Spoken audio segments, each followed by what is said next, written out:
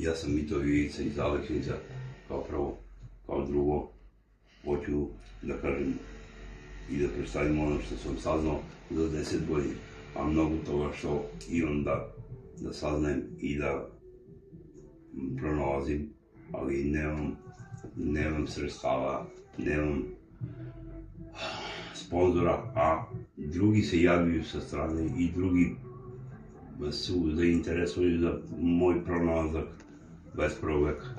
Eto, pronašao sam da palim sijalice, da.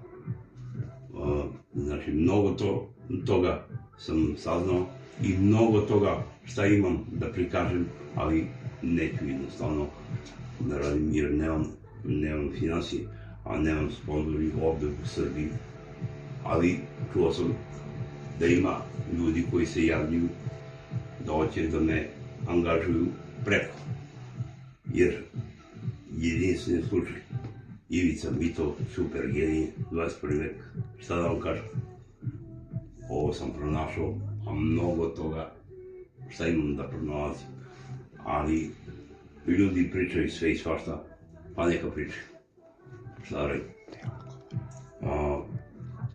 To što ja mogu, to je ekstra. Šta da radim? Takav sam se rodio, to je od Boga. Ali idemo dalje. Pronalazim mnogo šta. I mnogo šta sam pronašao.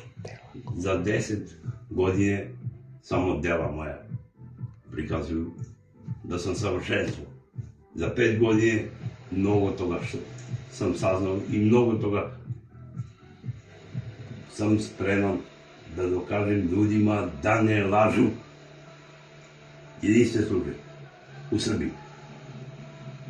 Toliko za sad. Pozdrav!